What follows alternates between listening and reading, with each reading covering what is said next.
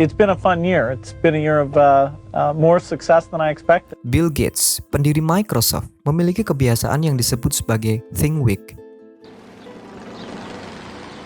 Why did he go on Think Week? He stilled himself and he had time to distill and slow down and then write and lead in the way he wanted to lead. Bill started to take Think Weeks back in the 90s when he was still running Microsoft. He would travel to Hood Canal and spend 1 week there alone, reading and thinking. He'd absorb stacks of books and technical papers, anything that could help him understand the future. A good listener is somebody who's truly listening, who may well be taking notes, if somebody's saying something particularly relevant, who's absorbing everything that somebody's saying, and then responds at the end, but in a short, concise way. Richard Branson, pendiri Virgin Group yang bergerak di berbagai sektor, memiliki kebiasaan membawa buku catatan. I've kept notebooks since I was an early teenager. You'll be able to go away and study them properly and decide which ones made sense, which ones should be rejected. Apakah kamu melihat pola di sana? Keunggulan yang dimiliki beberapa orang, entah itu dari segi finansial, karya, atau kesehatan, tidak datang dari ketidakteraturan, tetapi dari kesinambungan. Tidak dari pengecualian, tetapi dari aturan. Mereka tidak menggantungkan kualitas hidup dari keberuntungan, tetapi dari kebiasaan. Meskipun setiap rutinitas yang kita lakukan tidak memberikan dampak yang signifikan pada awalnya, seiring berjalannya waktu, makanan yang kita konsumsi, olahraga yang kita lakukan, cara kita membelanjakan uang, atau bagaimana kita mengelola waktu sangat mempengaruhi kualitas kehidupan kita dari fisik hingga psikis. Itulah kenapa kita berusaha membangun kebiasaan yang efektif, kebiasaan yang bisa memberikan keuntungan dalam jangka panjang, dan sebisa mungkin mengurangi kebiasaan tidak efektif, kebiasaan yang merugikan kita dalam jangka panjang. Sayangnya, itu selalu mudah dalam teori, karena dalam praktiknya, kita menyaksikan hal yang berlawanan. 1 hari, 2 hari, 3 hari, kebiasaan baru yang kita usahakan berjalan dengan konsisten. 1 minggu, 2 minggu, 3 minggu, kita merasa semakin dekat dengan apa yang kita inginkan. Semua terlihat dalam kendali, semua terasa mudah, hingga kemudian, semua cerita itu berubah. Apa yang salah dengan diriku? Tanyamu. Kita paham bahwa semua tindakan sehari-hari yang kita lakukan akan terakumulasi. Latihan public speaking sekali mungkin terasa seperti kesuksesan kecil. Itulah kenapa kita mencoba melakukannya berulang-ulang untuk membuatnya berguna dalam jangka panjang. Kita juga tahu bahwa tidak semua kebiasaan memengaruhi kualitas kehidupan secara sama. Itulah kenapa kita mencoba berolahraga setiap hari daripada merokok. Tapi entah kenapa, semua pemahaman itu masih tidak cukup. Daftar kebiasaan baru yang kita usahakan tidak bertahan. Komitmen yang awalnya kuat juga memudar dari waktu ke waktu. Akhir yang bisa ditebak kan? Kita kembali melakukan kebiasaan lama. Di saat perasaan gagal itu mulai menguat, kita melihat sebuah harapan baru. The reach of our habits is very wide and it's influencing our behavior all the time. So that's one reason why it's important. Menemukan buku praktikal. You need to be willing to experiment and run these kind of personal journeys to figure out what does work for you. Untuk membangun kebiasaan. You might as well understand what they are and how they work and how to shape them. Sebuah buku If you want to be known for something, then do great work about that thing. yang terjual lebih dari 9 juta kopi di seluruh dunia Used habits as the foundation for the next level of performance. dan telah diterjemahkan ke lebih dari 50 bahasa. Yeah, it's a way of solving a recurring problem. Atomic Habits, karya James Clear. Disinilah perjalanan baru kita dalam membangun kebiasaan dimulai.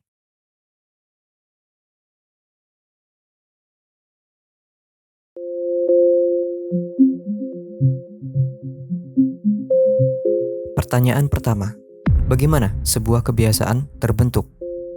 Proses pembentukan sebuah kebiasaan dapat dibagi menjadi 4 tahap: isyarat, keinginan, respons, dan hadiah. Pertama adalah isyarat, yaitu sesuatu yang memicu otak untuk melakukan perilaku tertentu. Dia menginformasikan bahwa ada hadiah yang bisa kita dapat. Kedua adalah keinginan, yaitu motivasi untuk mengubah perasaan internal kita. Ketiga adalah respons, yaitu kebiasaan yang kita lakukan. Keempat adalah hadiah, yaitu tujuan akhir dari setiap kebiasaan. Sekarang, mari kita lihat bagaimana keempat tahap itu bisa menjelaskan kebiasaan kita dalam mengoperasikan HP. HP-mu berbunyi dan menampilkan notifikasi DM Instagram. Kamu ingin tahu isi DM-nya. Kamu kemudian membuka Instagram dan membaca pesannya. Hasilnya, kamu puas karena telah mengetahui isi pesannya. Artinya, kebiasaanmu mengoperasikan HP dipicu oleh HP yang berbunyi. Pertanyaan kedua, bagaimana cara membangun kebiasaan baru? Untuk membangun kebiasaan baru, keempat tahap itu diubah menjadi kerangka praktikal yang disebut James Clear sebagai The 4 Laws of Behavior Change. Pertama, kamu harus membuat itu jelas. The first idea is you want to make the cues of your good habits obvious, available, visible, easy to see. The easier it is that they catch your attention, the more likely you'll fall into the habit. Jika kamu ingin membangun kebiasaan membaca buku sebelum tidur, kamu bisa menyiapkan buku yang ingin kamu baca di sebelah tempat tidurmu. Kedua, kamu harus membuat itu menarik. When you interpret a behavior as being attractive, as being something that you should move toward, then you have a reason to perform the action, and you're motivated to do it. Kamu hanya bisa mendengarkan musik dari band favoritmu jika kamu berolahraga. Ketiga, kamu harus membuat itu mudah. I think this is why making your habits easy and simple and small is such a crucial insight, which is that a habit must be established before it can be improved. Jika kamu ingin membangun kebiasaan menulis, mulailah dari 100 kata per hari. Keempat, kamu harus membuat itu memuaskan. So the fourth law is to make it satisfying, and what you really need is to make it immediately satisfying. Kamu bisa makan es krim setelah menyelesaikan rutinitas belajar gitarmu. Panduan itu seperti kompas yang menunjukkan arah yang tepat.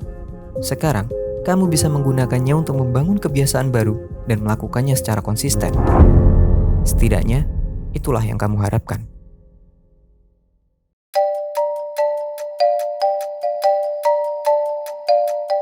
Tidak sulit bagi kita untuk menemukan beberapa orang yang mengatakan bahwa buku Atomic Habits telah mengubah hidup mereka. These are some lessons from the book Atomic Habits that changed my life. We're literally going to talk about how this small book actually changed my life. But one of the books that I've actually read that's really changed my life in the way I actually develop habits. How Atomic Habits changed my life. Hingga semangat untuk membangun kebiasaan baru itu meredup dan kembali menjadi kebiasaan lama. Percayalah, aku adalah orang tersebut. Jadi, apa yang salah? Kenapa The 4 Laws of Behavior Change yang mudah untuk diaplikasikan dalam kehidupan sehari-hari masih tidak menjamin kebiasaan baru untuk bertahan? Untuk mengetahuinya, mari kita mulai dari awal. Menurut James Clear, tahap awal untuk membangun kebiasaan yang bertahan bukan dimulai dari hasil atau juga proses, tetapi dari membangun kebiasaan berbasis identitas. Ini adalah mengubah kepercayaan tentang siapa diri kita. Dalam bukunya, James Clear menjelaskan, sulit untuk mengubah kebiasaan jika kamu tidak pernah mengubah kepercayaan dasar yang membuat perilaku masa lalumu terjadi. Kamu memiliki tujuan baru dan rencana baru, tapi kamu belum mengubah siapa dirimu. Lebih lanjut, dia menuliskan, kamu bisa melihat bahwa kebiasaan adalah jalan untuk mengubah identitasmu. Hal paling praktikal untuk mengubah siapa dirimu adalah dengan mengubah apa yang kamu lakukan. Secara sederhana, ini adalah proses dua arah. Kita harus mengubah identitas terlebih dahulu agar tergerak untuk memulai kebiasaan. Dan ketika kita bisa melakukan kegiatan itu berkali-kali, meskipun hanya kemenangan kecil, itu bisa menjadi bukti nyata yang semakin menguatkan identitas yang kita inginkan. Jika kamu ingin membangun kebiasaan menulis, kamu harus memulainya dengan mengubah identitasmu sebagai orang yang menulis 500 kata setiap hari. Dari sana, kamu akan lebih mudah untuk mulai menulis.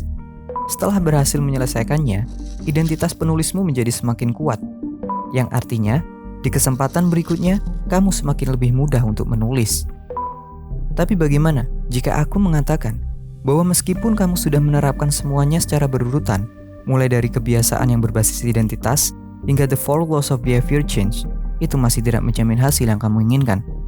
Dan ini melibatkan sesuatu yang jarang kita sadari, konflik internal.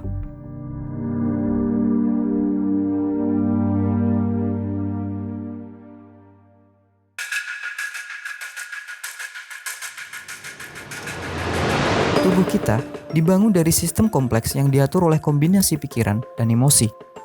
Karena kedua hal itu dibentuk oleh pengalaman hidup, setiap dari kita akan memiliki batas kemampuan dan pemahaman secara berbeda dalam membangun kebiasaan. Bayangkan, ada 2 orang yang tidak pernah serius membaca buku dalam hidup mereka. Tapi orang pertama dibesarkan di lingkungan yang percaya bahwa membaca buku bisa memberikan kontribusi besar dalam kebahagiaan dan kesejahteraan. Sedangkan orang kedua tidak. Mereka memang dapat mengikuti rutinitas yang sama persis, dengan proses yang sama persis, tetapi komitmen, hasil, dan juga waktu yang dibutuhkan untuk membuat kebiasaan itu bertahan akan berbeda. Orang pertama akan lebih mudah untuk membaca buku, bahkan konsisten dalam melakukannya karena hubungan kognitif dan emosional tentang manfaat membaca sudah diproses selama bertahun-tahun.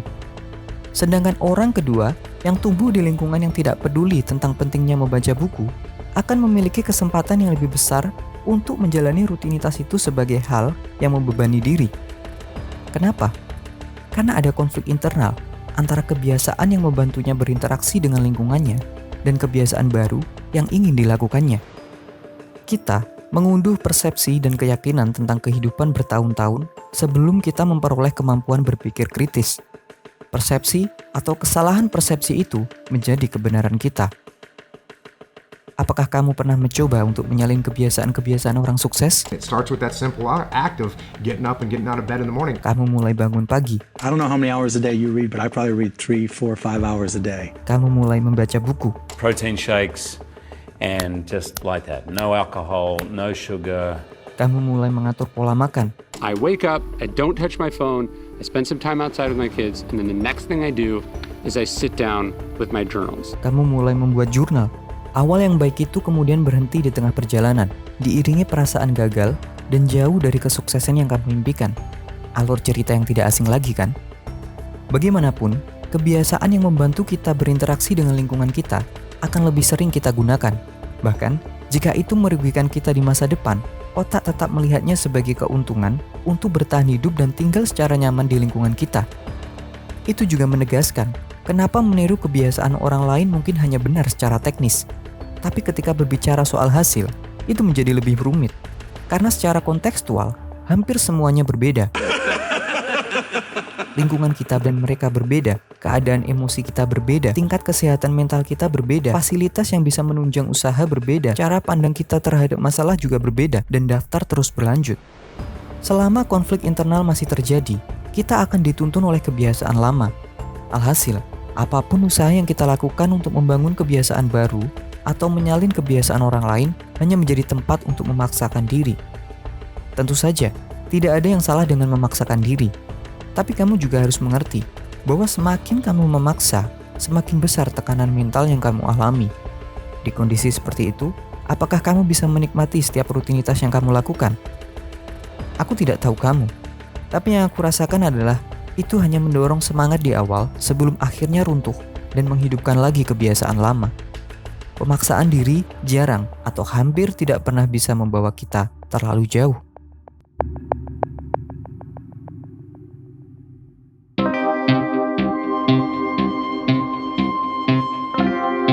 Emosi memiliki peran dalam mempengaruhi tindakan atau perilaku kita. You may think that repetition is the key thing to habits, but that's actually not accurate.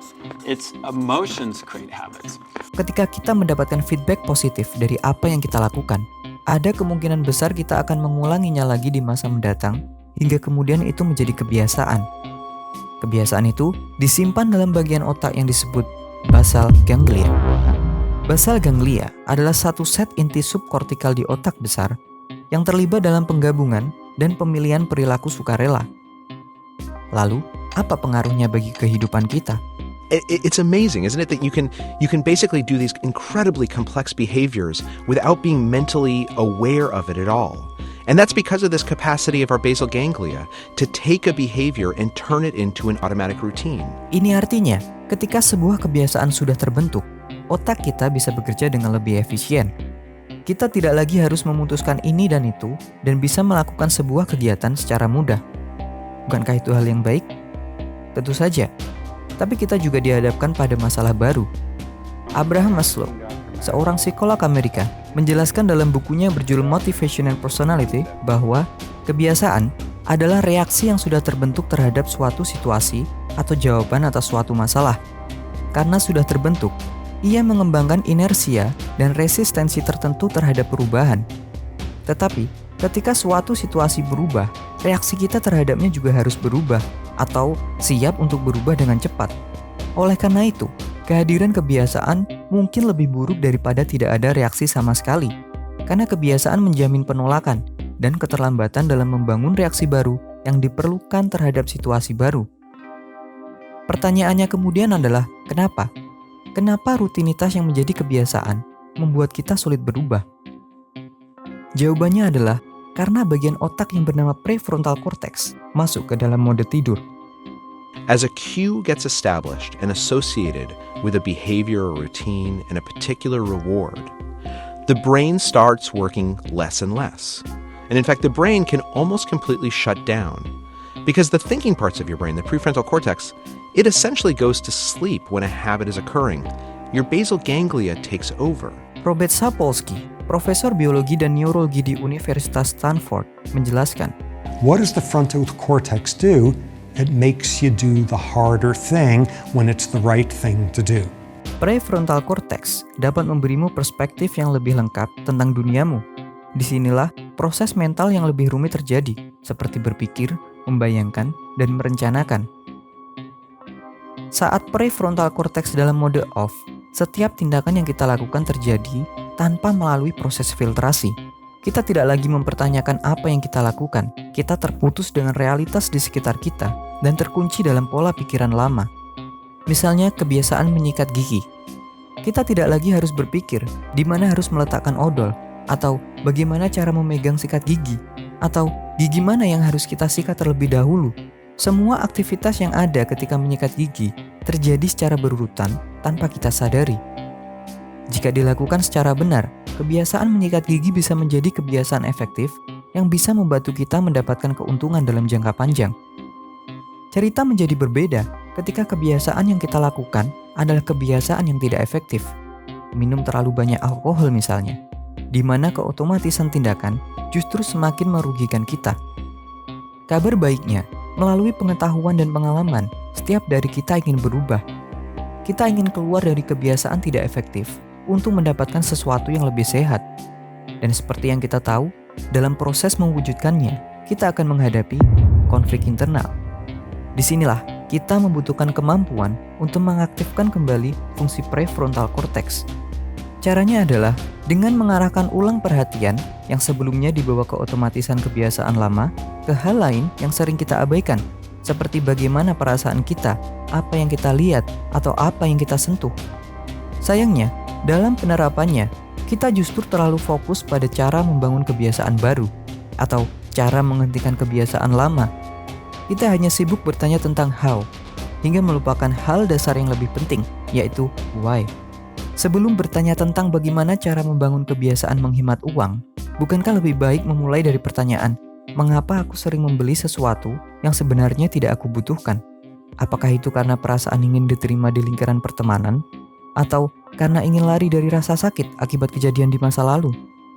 Sebelum bertanya tentang bagaimana cara membangun kebiasaan yang produktif, bukankah lebih baik memulai dari pertanyaan, mengapa aku menunda pekerjaan? Apakah itu karena rasa takut dikritik orang lain? Atau tidak percaya diri dengan kemampuan sendiri? Menemukan alasan dasar tentang mengapa kita melakukan kebiasaan tidak efektif adalah cara untuk memahami kondisi mental dan apa yang kita butuhkan. Tanpa kedua hal itu, kita akan bergerak ke arah yang kurang tepat, bahkan salah. Mengarahkan ulang perhatian bisa membantu kita untuk terhubung lagi dengan lingkungan sekitar dan diri kita sendiri. Tapi, apa yang membuatnya bekerja? Otak berubah secara fisik karena respons terhadap pengalaman baru. Dengan niat dan usaha, kita dapat memperoleh keterampilan mental baru. Terlebih lagi, saat kita mengarahkan perhatian kita dengan cara baru, kita sebenarnya menciptakan pengalaman baru yang dapat mengubah aktivitas dan akhirnya struktur otak itu sendiri. Intinya adalah arsitektur fisik otak berubah sesuai dengan kemana kita mengarahkan perhatian kita dan apa yang kita latih.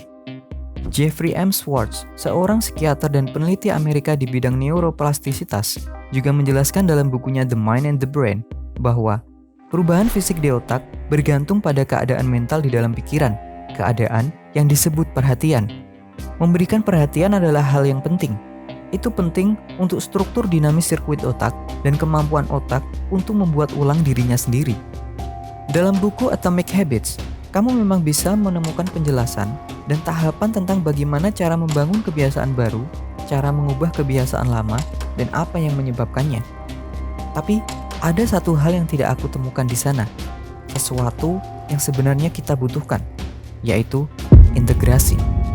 Katakanlah ada seorang perokok yang ingin menghentikan kebiasaan merokoknya. Jika dia hanya berfokus pada cara untuk membangun kebiasaan baru atau cara menghilangkan kebiasaan lama, dia tidak akan pernah tahu apa yang benar-benar dia butuhkan. Seorang perokok harus tahu alasan dasar mengapa dia merokok. Setelah menemukan alasan paling dasar, langkah lanjutan yang harus dilakukan adalah bekerja di sana. Dengan kata lain, dia membangun kebiasaan baru dari apa yang dia butuhkan, bukan dari keinginan yang ambigu atau menyalin kebiasaan orang lain. Dia mengintegrasikan penyebab kebiasaan lama dengan kebiasaan baru yang akan dibangun. Jika alasan seseorang merokok adalah karena stres finansial, apakah membangun kebiasaan olahraga menjadi pilihan yang tepat? Itu tidak salah. Tapi, bukankah kebiasaan baru yang lebih sejalan dengan permasalahannya adalah belajar skill baru untuk mendapatkan pemasukan tambahan? Jika alasan seseorang merokok adalah karena merasa kesepian, apakah membangun kebiasaan meditasi bisa membantu? Mungkin bisa, tapi bukankah membangun kebiasaan untuk bertemu dengan orang baru bisa membantunya lebih banyak? Tujuan dari integrasi adalah memprioritaskan perasaan aman terlebih dahulu untuk menghindari konflik internal saat membangun kebiasaan baru lainnya. Cara ini memang tidak akan langsung membuat kita mencapai apa yang kita mau, tapi ini bisa membantu kita menyadari bahwa ada pilihan lain yang bisa kita lakukan. Kita tidak pasif dan membiarkan diri sebagai korban dari kebiasaan tidak efektif, tetapi menjadi peserta aktif dalam mempengaruhi cara kita merasakan, berpikir, dan memutuskan. Tapi ada sesuatu yang menarik, dan ini adalah cerita tentang salah satu investor paling sukses di dunia. The chairman and CEO of Berkshire Hathaway, Warren Buffett. Warren Buffett. Warren Buffett. Warren Buffett.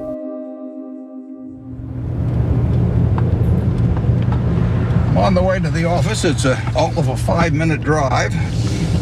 Been doing it for 54 years. One of the good things about this 5-minute drive is that on the way there's a McDonald's, so I'll pick up something.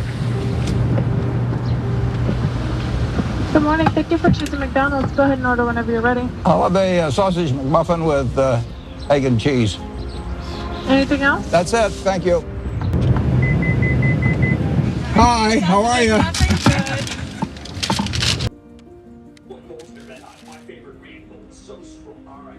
Kebiasaan Buffett untuk makan makanan cepat saji membuat kita bertanya, kenapa di usianya yang tidak muda lagi, dia secara sengaja melakukan kebiasaan yang tidak menguntungkan dalam jangka panjang. If I'd had a twin and he had to eat broccoli and asparagus and Brussels sprouts and done it every day, and I'd been drinking my Coke and eating potato chips, and there's some cookies that also, have 100 calories per ounce, he probably would have committed suicide, actually. And he certainly wouldn't feel as good about life as I feel good every day. Jawabannya satu. Karena pada akhirnya, setiap individulah yang menentukan apakah kebiasaannya masuk dalam kategori efektif atau tidak efektif, bukan orang lain. Bahkan, jika mereka disodorkan deretan fakta tentang berbahayanya kebiasaan tidak efektif yang mereka lakukan dalam jangka panjang, itu tidak akan banyak mengubah keadaan. Manusia bukanlah komputer yang mengikuti barisan kode. Kita memiliki pilihan dan hak memilih. Jika pada akhirnya kita memilih kebiasaan yang sebenarnya merugikan kita dalam jangka panjang, kita harus bisa menjawab sebuah pertanyaan. Apakah kebiasaan tidak efektif yang aku lakukan adalah bentuk pelarian masalah yang belum selesai atau murni sebagai bentuk ekspresi diri? Jika yang pertama, kita bisa mengusahakan pilihan lain yang lebih menguntungkan kita dalam jangka panjang. Jika yang kedua, pastikan bahwa kita memiliki sumber daya atau kemampuan untuk menghadapi konsekuensinya. Cara yang lebih baik untuk melihat ini semua adalah bukan berfokus pada kebiasaan perilaku, tetapi berfokus pada kebiasaan pola pikir terlebih dahulu. Kebiasaan perilaku mungkin membantu kita mempertahankan kebiasaan selama 2 minggu, 3 bulan, atau bahkan setahun. Tetapi, kebiasaan pola pikir akan membuat kita mempertahankan kebiasaan seumur hidup, terlepas itu efektif atau tidak.